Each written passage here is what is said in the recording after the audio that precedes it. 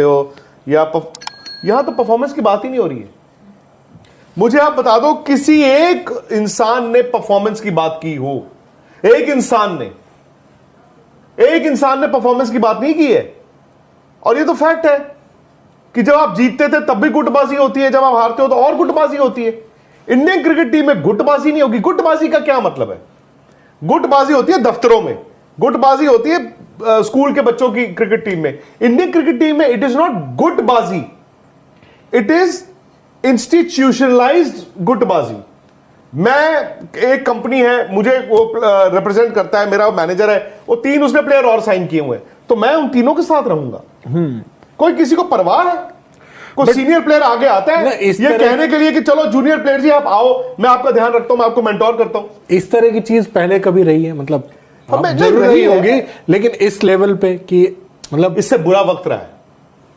वो शायद बुरा जूते चाकू सब चले नहीं, वो शायद इन टर्म्स ऑफ वो पूछें कि जैसे मैनेजमेंट, आप उस लिहाज से पूछें कि जो अलग इन टर्म्स ऑफ कि मैनेजमेंट जो वो नहीं जो ये जो मैनेज करते हैं, जो मैनेज कर रहे हैं, जैसे प्लेयर्स मैनेजर्स, हाँ कि इतना रहते हैं पहले भी पिछले, मतलब देखिए ये पीआर मैनेजर्स, बट इसका it is not PR manager. PR manager गलत लफ्ज है।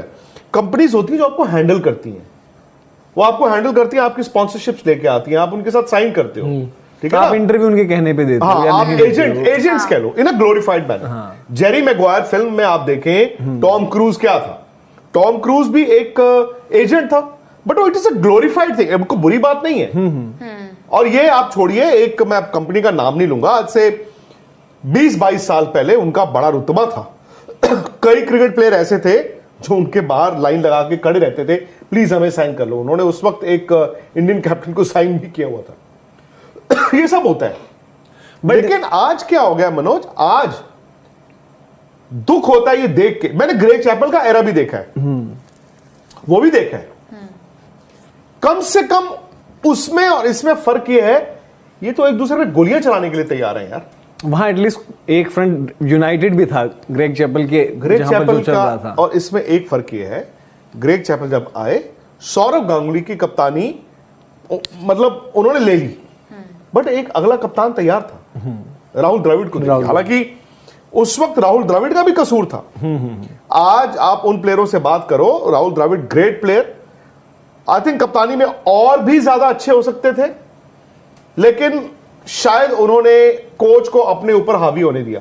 आप ड्रेसिंग रूम लीग्स की बात करते हो, वो भी आपको मैं बताऊंगा अनफिल्टर्ड में, वहां पे कैसे लीक्स होती थी, वो तो आप सुन के हैरान हो जाएंगे। और यहां पे तो यार मतलब ये दलदल बना दिया इन्होंने, और जो तमाशा देख रहे हैं उनको लग रहा है इस दलदल से निकल आएंगे। सर दलदल से कोई निकलता नहीं है बाहर, सबको लगता है ये झील है, मैं अपने आप को धो के आ जाता हूं। आप अपने आप को धोने के चक्कर में ऐसा उसमें गिरते हो, वो झील नहीं होती, वो दलदल होती है, फिर आप 3 और गिराते हो। आज तो मतलब मैंने किसी एक प्लेयर के मुंह से अब तक, ये दौरा खत्म हो गया, दूसरे की तारीफ नहीं सुनी है। हर कोई अपने अपने को बचाने में लगा हुआ है।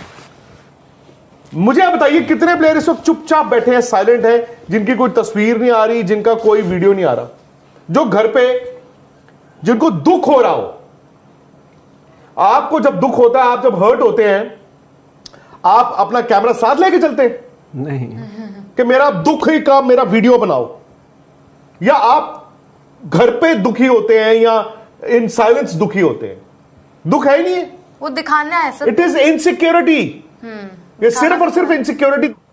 ये लीक किसने किया है? कि सरफराज ने लीक किया था सर। जैसे बाकी सब चीजें आ रही हैं वैसे तो आप वो गलती मत कीजिए।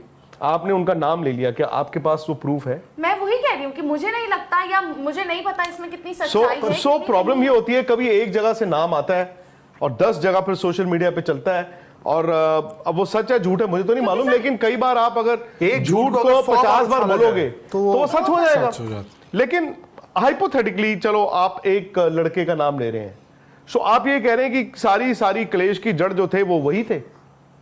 आप जो स्टोरी पहले दिन आई थी इंडियन एक्सप्रेस अखबार में, वो साफ तौर पर आपको लगता है कि ये किसी एक इंसान की नहीं है, ये 2, 3, 4 हिस्सों से आई है, और बिना बीसीसीआई से वेरीफाई किए वो स्टोरी नहीं छप सकती थी।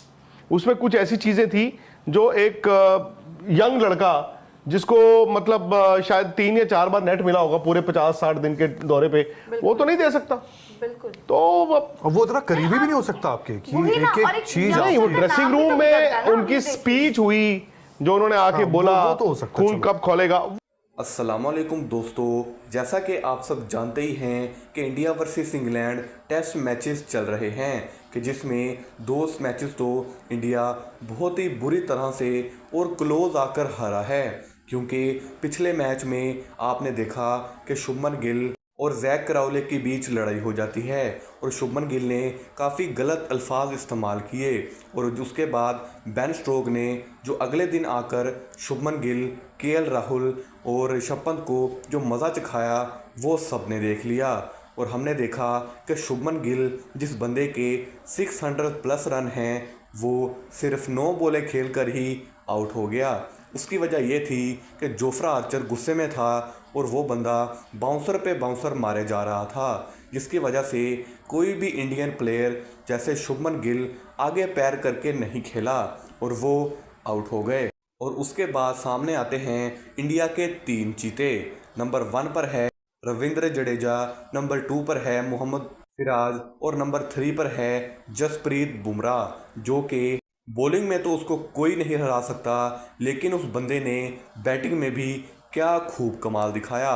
मोहम्मद सिराज और रविंद्र जडेजा ये दोनों 4 घंटे तक खेलते रहे और किसी तरह रविंद्र जडेजा ने लगभग जोफ्रा आर्चर, बेन स्टोक्स और इंग्लैंड के तकरीबन सभी बॉलर्स को फेस किया, जो कि बहुत ही बड़ी बात है, क्योंकि जोफ्रा आर्चर जितनी खतरनाक बॉलिंग करते हैं वो तो आपको पता ही है।